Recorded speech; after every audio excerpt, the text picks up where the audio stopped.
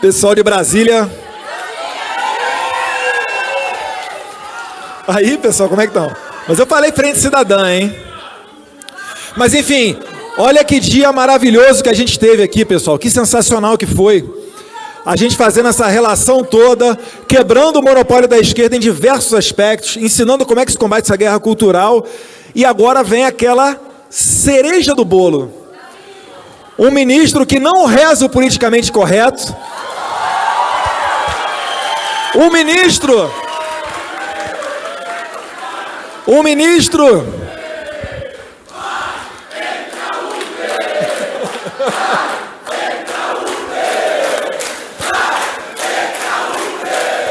ministro que fala o que todos nós gostaríamos de falar, né? Que o Lula está enjaulado.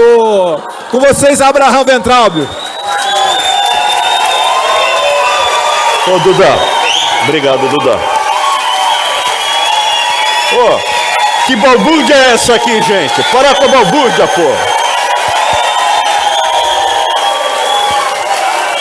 Parar com essa balbúrdia.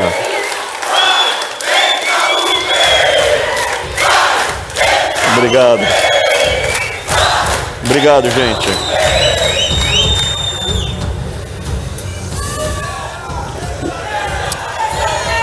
Eu queria... Então, esse é um dos temas que eu ia comentar aqui da palestra. Esse é um dos temas. Primeiro, falar o seguinte. Eu concordo, conheço o Duda bastante, o Eduardo Bolsonaro, há algum tempo já. Agradeço. Eu fico impressionado com o trabalho que ele está fazendo. Aqui dentro é um guerreiro, mas esse trabalho de costurar a base, as estruturas, para a gente ganhar essa batalha, eu já vou falar da exoneração, calma. É muito importante. É importante para a gente ter estrutura, ter um evento como esse, ter a perspectiva que é uma batalha internacional. Dentro desse trabalho, a gente tem que ter também a perspectiva histórica, porque tem eleição daqui a 3 anos e depois tem outra. A gente tem que ter uma estratégia de longo prazo para ganhar essa batalha. Tem o Duda, mas a gente tem todas as estruturas aqui, tem um monte de políticos jovens. Então esse é o tema que eu queria trazer aqui para vocês. Porque a gente abordou vários assuntos. A gente abordou a questão das armas, que tiraram o direito da gente se defender. Relativizaram a propriedade privada. Nos esportes, relativizaram, acabaram com a divisão entre homem e mulher. Tem a questão das barbaridades do livro didático.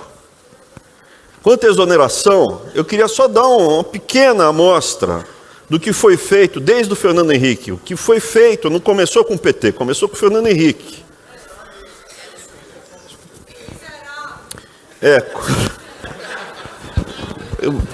O meu irmãozinho ainda está, o Arthurzinho ainda está se recuperando, mas como ele diria, né? Você não morre de AIDS, você morre de tuberculose. Então, você tem a doença oportunista e você tem a AIDS. Quem enfraqueceu o nosso organismo foi justamente... Ninguém começa no crack, você começa na maconha. Quem abriu a porta para o Lula entrar foi o Fernando Henrique. E esse trabalho está sendo feito há muito tempo. Exonera, exonera! Pega o livro didático, que maravilha! Na República Federativa do Brasil, nós temos 600 mil servidores civis na ativa. 300 mil estão no MEC. É do tamanho das Forças Armadas. Os poucos últimos anos do PT, da Dilma, aumentaram em 100 mil no MEC, só no MEC. Ah, é? Tá bom. Com concurso público e o STF, Ministério Público, a gente tem que usar a cabeça. Nós somos indivíduos, a gente está crescendo rapidamente. Uma coisa só que eu discordo do nosso amigo Eduardo Bolsonaro, que organizou tudo, está liderando esse processo todo. Que o Onix comentou, é o nome do futuro. Esse daqui é o cara do futuro.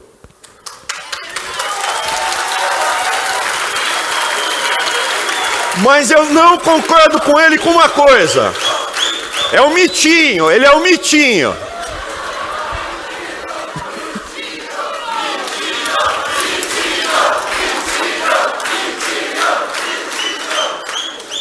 Mas eu queria discordar dele de uma única coisa. O movimento conservador chato é da vovozinha, cara. A gente é muito mais engraçado que a petelhada.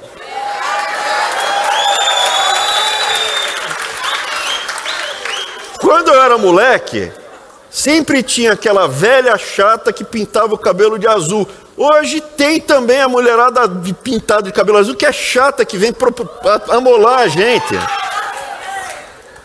A gente é engraçado, a gente é alto astral, estamos com energia e vamos ganhar a batalha. Mas para ganhar a batalha, não adianta atacar os sintomas.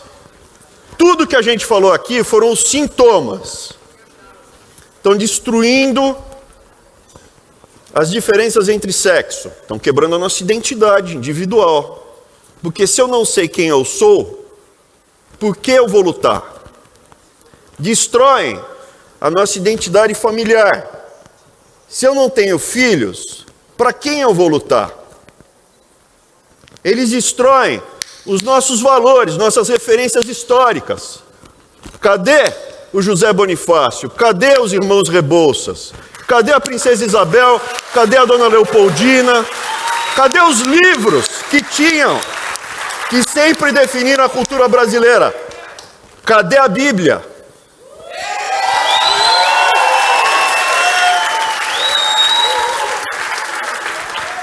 Essa destruição, enfraquecimento, não é por acaso. Direito à defesa, ter arma, propriedade privada, tudo isso são sintomas de um ataque maior. Por que a gente está aqui? A gente está lutando aqui pelo quê? É a nossa liberdade. Então vou começar a apresentação.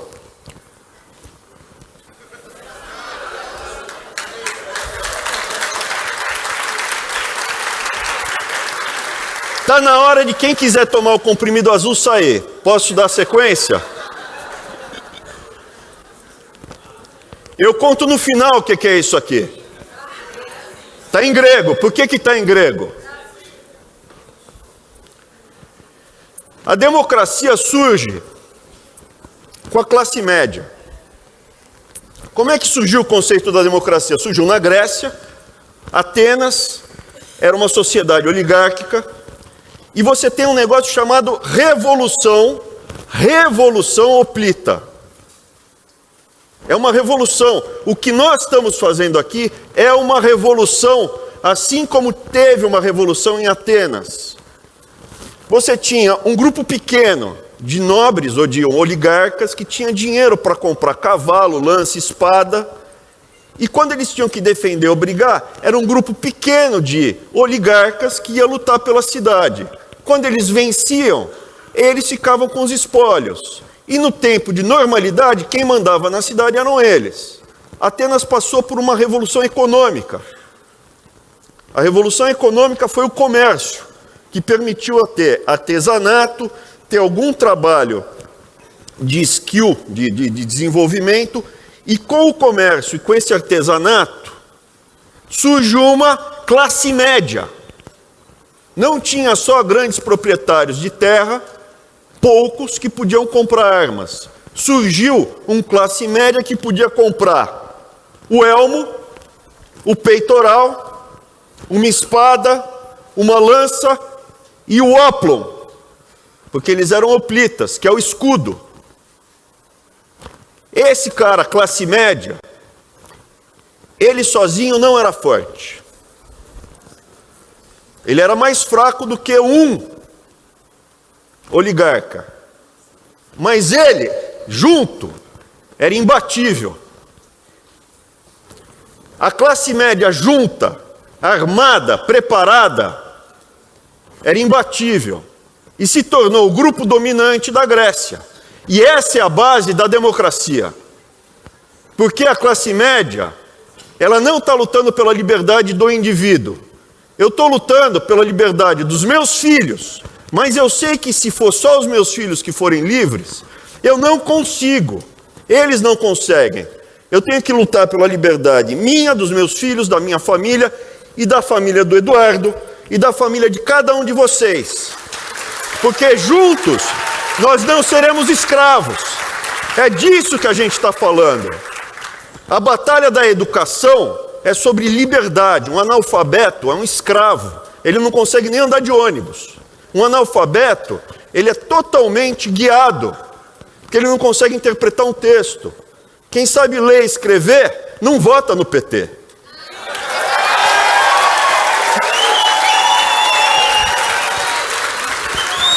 Internet, ler e escrever, acabou a discussão. Quem sabe ler, escrever e é autodidata, acaba aprendendo um ofício. E se tem um ofício, tem renda. E se tem renda, não depende de um demagogo ficar ameaçando. Olha, ou vota em mim ou eu corto o Bolsa Família. Educação da família e ensino na escola gera liberdade. Quem fala que a classe média é fundamental para a democracia é um carinha chamado Aristóteles. Ele estava já depois, uns 350 anos depois da Revolução Hoplita. Mas ele identificou que uma comunidade política que possui extremos de riqueza e pobreza não é uma cidade de pessoas livres, mas de escravos e senhores. Aonde os escravos ou servos, eles têm muito ódio, têm muito rancor. E esse rancor pode ser capitalizado por um demagogo que vira ditador e domina toda a cidade. Ou a cidade vai ser comandada por um grupo de oligarcas, que vai desprezar a maior parte da população. E quando tem uma invasão, os servos estão se lixando, os oligarcas são poucos. As pessoas da classe média são livres da arrogância de ricos e da inveja dos pobres. E como membros dessa classe são semelhantes. E é provável que se considerem semelhantes para discutir tudo, desde como governar e alternar o poder, sem exigir o domínio permanente, como os ricos, ou aceitarem a submissão dos pobres. Aristóteles falou isso há quase 2.500 anos. Mas ele também falou uma outra coisa. Sem uma classe média, normalmente você caminhará para uma situação ou de uma oligarquia elitista, opressora, ou de uma tirania. Uma pessoa que vai lá e vira a massa, transforma essa massa de servos em massa de manobra. Qual é o problema? O problema é que Aristóteles é brilhante, mas ele precisa ser atualizado. Por quê? Porque hoje o desafio é muito pior do que era nessa época. Hoje, você vê um grupo de oligarcas que se uniram numa estratégia totalitária de poder. E é disso que a gente está enfrentando. Quando o Eduardo Bolsonaro organizou o evento em Foz, eu falei en passant que o problema que a gente estava enfrentando é que os comunistas, o movimento de esquerda, era aliado aos grandes bancos, às grandes empresas. Eu não tive tempo de explicar com o que a gente estava lidando, mas para a gente ganhar estratégia de longo prazo, não adianta atacar os sintomas. Você tem que descobrir a causa. Quem é o nosso inimigo? Hoje enfrentamos a aliança de famílias oligarcas com tiranos demagogos. Eles estão unidos. Poucas famílias que controlam segmentos inteiros da economia estão unidos umbilicalmente com movimentos totalitários de esquerda, que desenvolveram uma estratégia de domínio cultural, social, desestruturação dos nossos valores, das nossas referências, das massas desprovidas. A classe média é inimiga desse movimento. E quem falou isso foi uma das pessoas mais brilhantes em termos de capacidade de análise, uma das melhores análises que eu já vi nos últimos tempos. Mas deixa eu voltar, antes de passar a análise dessa pessoa. Isso ainda eu estou trabalhando nos conceitos, mas o que você tem hoje? Você tem o craqueiro, que é o lumpesinato, é o cara que perdeu tudo. É a massa de manobra total. Quem ele é? Ninguém. Quem você é? Não sou ninguém. O craqueiro é um momento extremo, mas você encontra muitas pessoas que estão nessa situação sem usar o crack. Eu vou achar outro termo depois. Mas é uma pessoa que perdeu todas as referências. Quem você é? Não sei, não sou ninguém. Não tenho casa, não tenho ofício, não tenho religião, não tenho os valores, não tenho ideologia, não tenho identidade, não tenho sexo, eu não tenho país, não tenho família e eu não tenho perspectivas. E principalmente as perspectivas intergeracionais. Isso é, eu não tenho perspectiva de lutar pelo meu filho e pelo meu neto, que é o que levava os hoplitas para a falange, para defender o que? A família dele, a próxima geração. Eu vivo o momento. E numa situação extrema, eu uso crack. Pronto, já vai sair na folha. Ministro da Educação usa crack.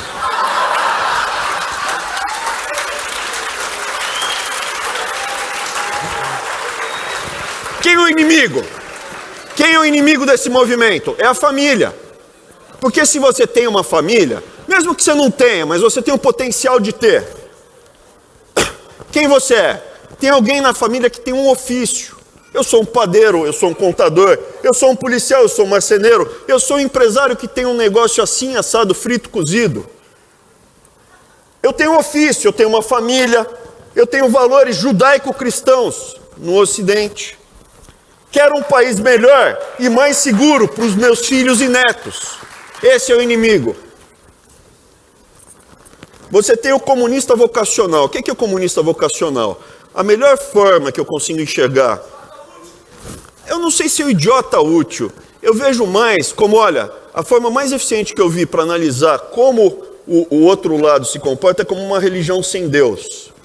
Você tem o alto clero, na Idade Média você tinha famílias de papas, e você tem o baixo clero. O baixo clero não tem família, ele está 100% dedicado à causa. Ele tem um ofício, ele tem lá seus 10 mil reais, 15 mil reais, 5 mil reais por mês.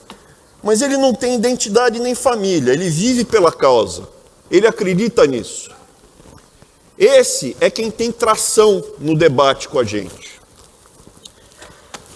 E a cabeça da medusa está aqui. É o comunista dinástico, é um oligarca, empresário comunista, por incrível que pareça, é o que a gente lida, é o falso bom moço, aquele cara que se entope de ganhar dinheiro arrancando o couro do povo e vai lá e fala, não, mas o social. Quem está falando são vocês. E o alto clero. O alto clero, o que é? Você pega... São gerações de grão-vizir comunista. O vovô, o bisavô do cara era, o avô do cara era, o pai do cara é, o cara é e o filhote já está vindo para sugar nosso sangue.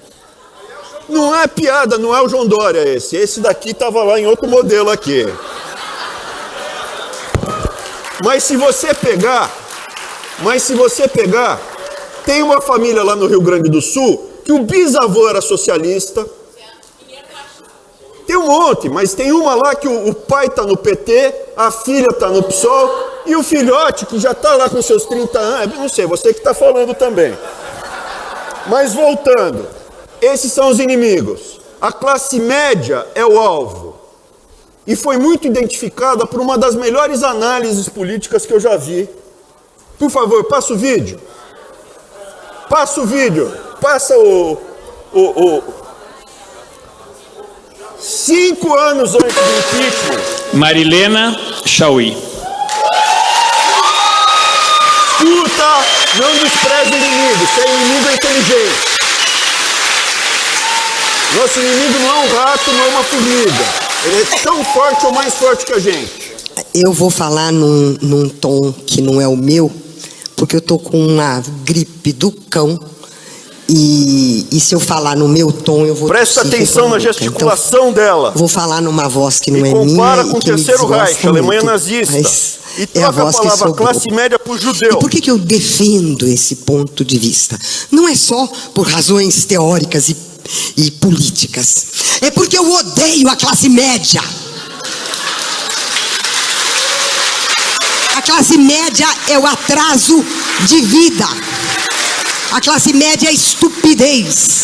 É o que tem de reacionário, conservador, ignorante, petulante, arrogante, terrorista. É uma coisa fora do comum a classe média. Então, eu me recuso a admitir Presta atenção. que os trabalhadores brasileiros, porque eles galgaram direitos, conquistaram direitos, esses direitos foram conquistados por 20 anos de luta, 20 anos de luta, fora os 500 anteriores de luta e desespero, e dizer que essas lutas e essas conquistas fizeram a gente virar classe média de jeito nenhum, de jeito nenhum. A classe média é uma abominação política, porque ela é fascista. Ela é uma abominação ética, porque ela é violenta.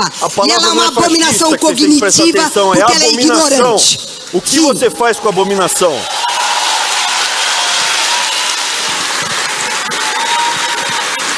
Preste atenção no vídeo, na gesticulação dela. E pega qualquer discurso do Terceiro Reich. Troca a palavra classe média por judeu. É Schmutzige Juden. Pode voltar para a apresentação, por favor. Como é que está indo? Está tudo bem? Eu prendi a atenção de vocês? Agora eu vou precisar de um pouquinho de concentração. Mas não para eu te explicar a teoria de microeconomia, só para vocês acreditarem que o que eu vou falar é ciência. E se vocês quiserem ver depois, é fácil de ver. Eu não vou explicar a teoria microeconômica, só vou falar para vocês como funciona e mostrar que existe uma série de equações, é um trabalho científico profundo e sólido para o que eu vou falar aqui. Está no livro de economia básica, inclusive eu cheguei a dar o curso. Isso aqui era o meu curso, alguns slides do meu curso. Então, toda vez que você tem um livre comércio e você faz uma troca, comprei uma água, estou com sede, gastei R$3 na água. Depois de comprar a água, as duas pessoas que fizeram a negociação estão melhores. Porque eu estava com sede, eu teria pago R$5 na água, eu teria pago R$10 na água, eu estava realmente com sede. E o outro ficou feliz, porque ele ganhou R$2 ou R$1 na água. Os dois lados saíram ganhando. E você tem como medir isso. Eu teria pago R$10 numa água, mas a água me custou 3. Esse espaço chama-se excedente do consumidor, é bem-estar. Eu fiquei feliz. Depois que eu comprei, eu fiquei feliz. Eu estou melhor do que antes. A pessoa que vendeu teve o excedente do produtor. Não é lucro, não chega a ser lucro, é o excedente. Ele tem o excedente do produtor. Aí tem todas só equações para mostrar como se faz as contas, aonde você acha o ponto ótimo. Tem um detalhe que chama-se custo marginal. Para eu produzir essa garrafa de água adicional, quanto me custou?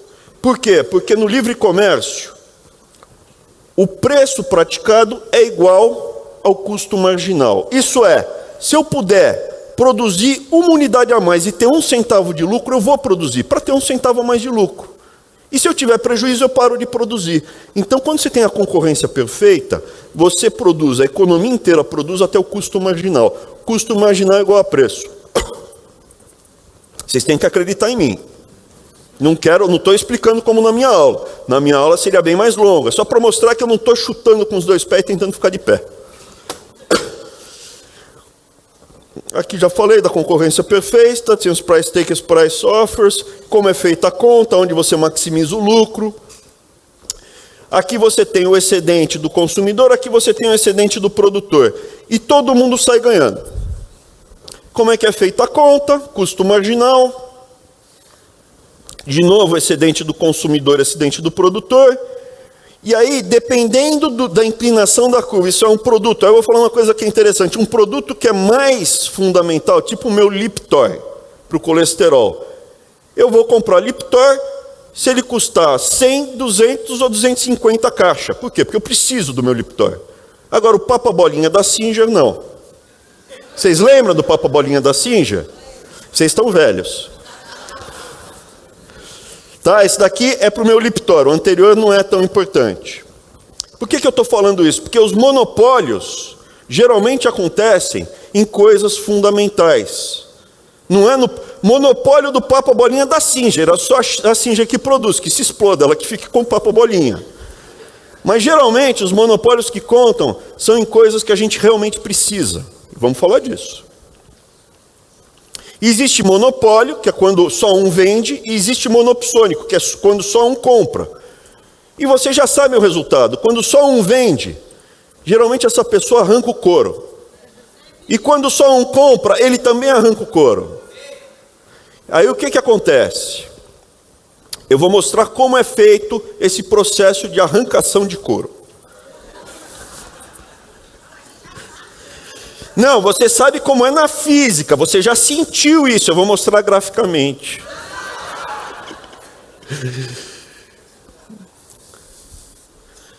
Teoria dos jogos, monopólio puro é raro. Ah, sim, monopólio puro é raro. Só um produtor é raro. O que uma malandragem faz? Chama ter um market share muito grande. Eu não sou o único produtor. Não, mas você tem 90% do mercado. Na prática, você é um monopolista. Que é o caso da cerveja no Brasil. E aí vem o termo. Vocês lembram que eu falei na concorrência perfeita, preço igual a custo marginal? Pois é, no monopólio, ou quando você consegue se diferenciar com uma marca, por exemplo, então relógio. Relógio pode ser de R$20 até, sei lá, R$100.000. Você tem um markup. Você consegue agregar valor e pegar o excedente do consumidor. Chama markup. Que é a diferença entre o preço praticado e o custo marginal. Não precisa entender, é só acreditar em mim que estão arrancando couro de você. Ah, já peguei. Aluno meu de esquerda que não estudou na prova fala assim: ah, professor, é mais-valia. Que no Capital, Karl Marx falava do mais-valia, que era o processo e tal. Falou, não, mas mais-valia não existe. Não tem uma equação mostrando mais-valia. Mais-valia é a religião deles lá. Não tem. Não tem estudo científico que comprova que mais-valia existe. Mais-valia não existe. Mais-valia é você ter estudado mais, era o que eu respondia.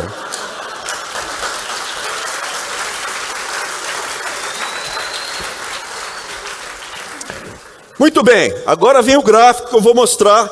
E também, se não entender, não tem importância, porque depois vocês vão entender. Mas olha, na concorrência perfeita, preço é igual a custo marginal. E todo mundo fica feliz. No monopólio, você restringe a quantidade que você vai vender, o preço é mais alto e você arranca isso de quem ia comprar, e as pessoas que poderiam ter comprado aqui não vão comprar. E todo mundo aqui sai perdendo e quem ganha é o monopolista. Tá? Então tá tudo, é científico que eu estou falando. Não é papo, e é ciência básica. Tá? Para isso que existe uma coisa chamada legislação antitrust. Não pode, monopólio é feio. Não pode. Quando a Capitu, de vez em quando eu solto ela, a Capitu é minha cachorrinha. Eu vou passear com ela, aí eu solto ela. Daí ela vem, Capitu, ela é super educada apesar de ser de esquerda. Aí eu chamo, vem Capitu, vem. Aí ela se interessa por homem, e deu uma feia, não pode, vem. Aí ela vem, então, leia a título, não pode, é feio, não pode. Tá? Não pode ter monopólio. Não pode ter... E quem foi o primeiro guerreiro contra os monopólios foi o Theodore Roosevelt no começo do século XX. Tinha um cara chamado John Rockefeller que fez um monopólio do petróleo e do querosene nos Estados Unidos com a Standard Oil. O Theodore Roosevelt virou presidente e falou, bonitão, naquela época tinha exatamente isso. Grandes conglomerados estavam conseguindo monopólio em áreas importantes da economia americana. Baron Robbers, os barões ladrões.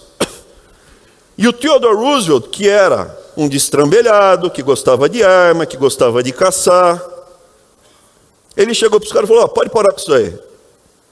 Porque esses barões ladrões estavam tentando, como eles tinham poder econômico, entrar, como na Grécia, na política.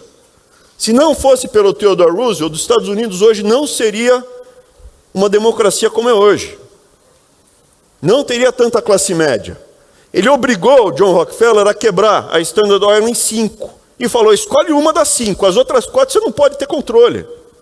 Acabou o monopólio. E hoje o setor de óleo de petróleo nos Estados Unidos tem 1 zilhão. Mas essa dinâmica de sempre tentar pegar o monopólio é constante. E continuamente a gente tende a lutar contra ela. Vou dar outro exemplo, a Microsoft, esse bonitão aqui que posa de bom moço, esse cara daqui que posa de bom moço, na verdade nada mais é do que um oligarca que arranca o couro. Lembra que eu falei que custo marginal é igual a preço? Qual é o custo marginal de você instalar um software a mais num computador? É 0. Vou instalar um software aqui, tanto é que tem, né? Vou instalar aqui, é 0. Todo o preço que você paga por um software é markup. Sendo que no passado, vocês vão lembrar, ele não tinha o melhor produto. Ele conseguiu esse monopólio porque ele conseguiu um contrato com a IBM, que tinha uma prevalência no mercado, e aí começou um jogo de monopólio tirando a competição. E chegou a essa situação. Quando a Google se viabiliza, o que aconteceu? O preço relativo do software da Microsoft caiu. Não é mais tão caro instalar Microsoft no seu computador como era no passado. Por quê? Porque hoje tem concorrência. E a Petrobras? Quem arranca o couro é o corrupto ou o funcionário da Petrobras, que ganha salários acima. E quem paga? A gente.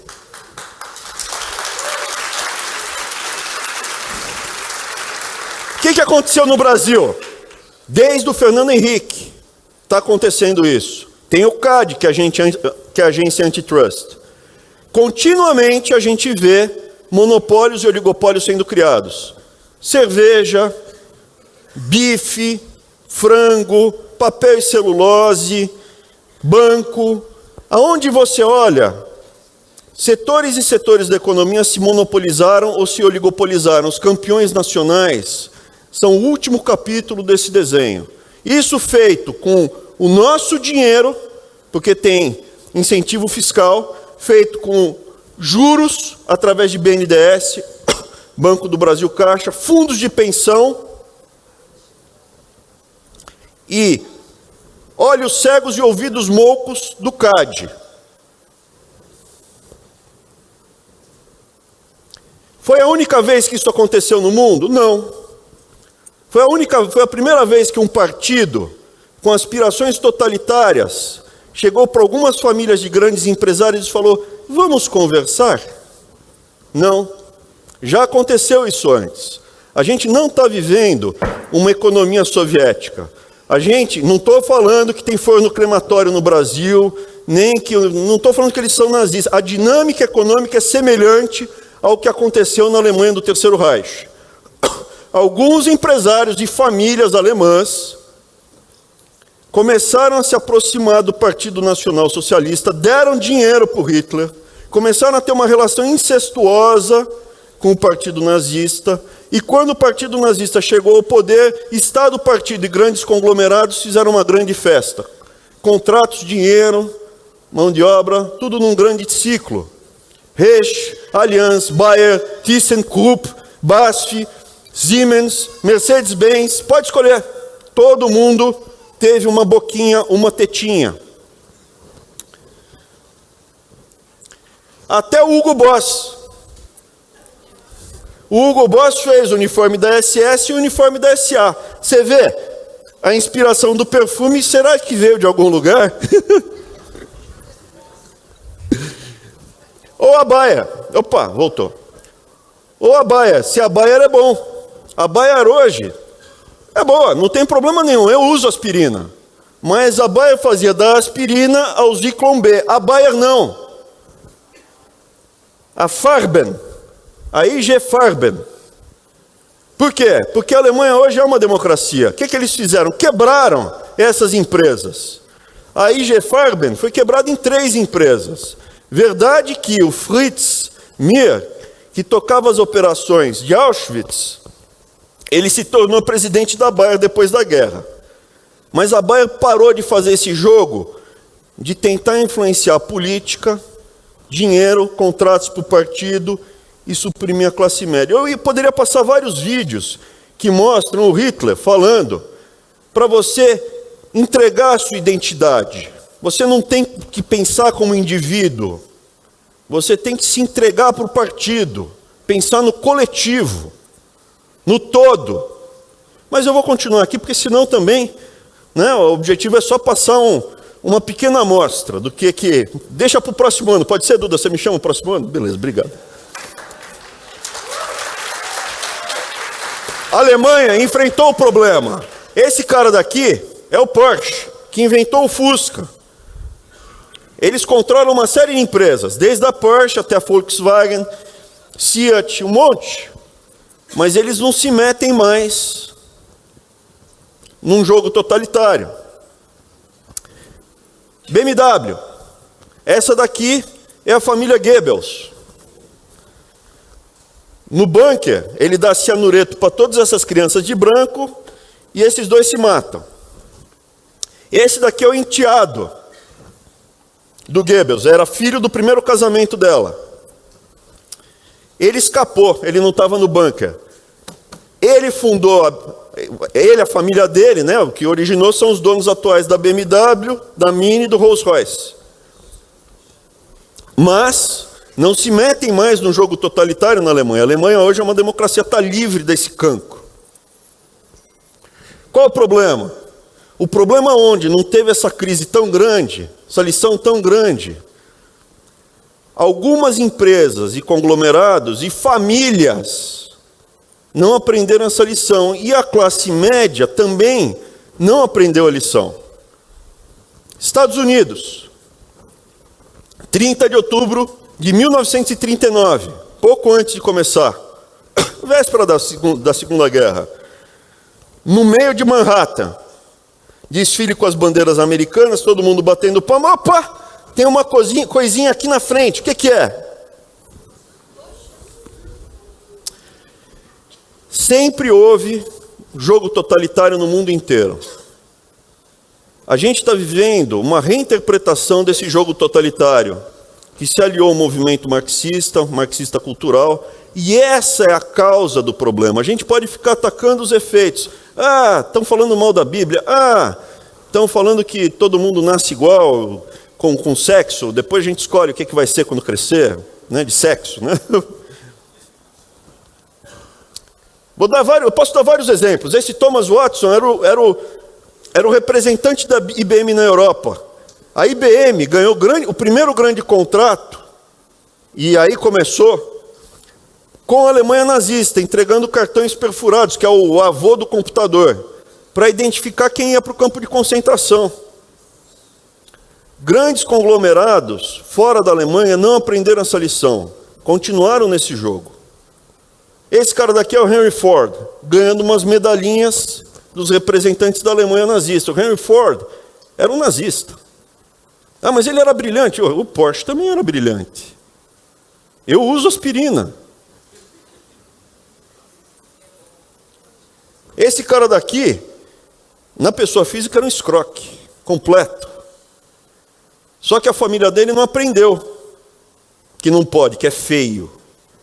Por isso que a Fundação Ford dá dinheiro para a ONG no Brasil, cercar a minha família em Santarém, para detonar comigo e com a minha família na frente das crianças. A Fundação Ford faz isso, interfere diretamente aqui no Brasil na nossa liberdade, na liberdade das nossas famílias. Mas não é só a Fundação Ford.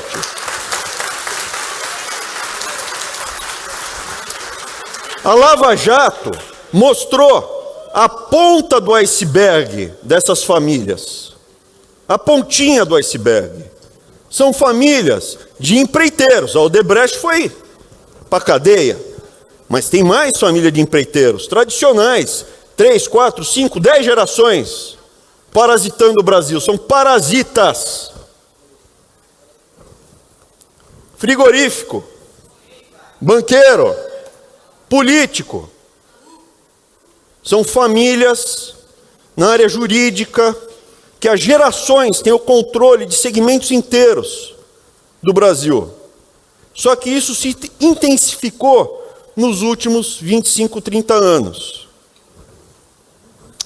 O mecanismo é que essas famílias, é um mecanismo isso, as famílias oligarcas e esquerdistas bilionários, são bilionários. Teve um aí do Rio Grande do Sul, que alguém falou o nome, que ficou bilionário na advocacia. Perfeito? Qual é o nome mesmo? Vocês estão falando, eu não falei nada. Escondidas num manto falso de bom mocismo. Eu posso falar aqui de várias outras que não aparecem. Telecomunicações, alguém já pensou em uma? Não adianta bater no CPF, no CNPJ. Não adianta bater no CNPJ. Tem que bater no CPF. É ali que dói.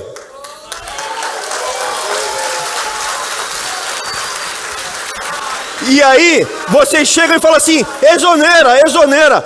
Nós somos indivíduos com nosso CPF.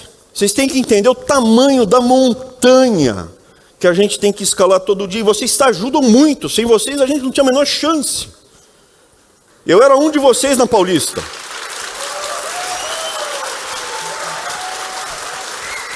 Essas famílias que ainda não foram desbaratadas, elas ainda possuem uma grande parte do poder econômico e político no Brasil, no judiciário.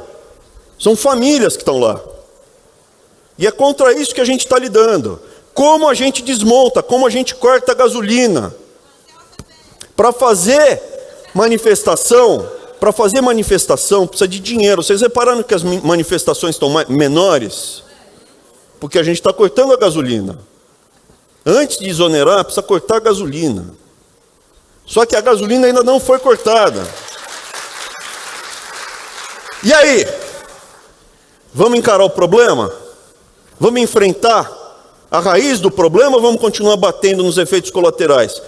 O paciente está doente, tem que evitar a febre, tem que dar antitérmico. Mas se a gente não for no problema e enfrentar, bater de frente com eles, a gente vai virar escravo, como na Venezuela. Os nossos filhos e as nossas filhas vão se prostituir por um pedaço de sabonete, que é o que acontece em país socialista. E aí eu te pergunto, quem vocês preferem ser? O isentão do Chamberlain, que foi para a Alemanha, né? O Hitler foi lá e invadiu. O Chamberlain, isentão, razoável, bem educado, foi lá, apertou a mão do Hitler, falou, vamos conversar. Dialogando, a gente se entende. Entregou a Tchecoslováquia para o Hitler, voltou com apertou a mão do Hitler, voltou com um pedaço de pé e falou, paz no nosso tempo, fiquem tranquilos. Pouco depois, Segunda Guerra Mundial. Ou vocês preferem esse gordinho aqui, falava palavrão, bebia, contava piada, ia para cima.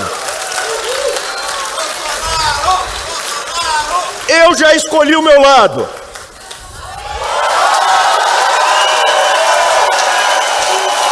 Obrigado, Dudão. Obrigado. Terminou.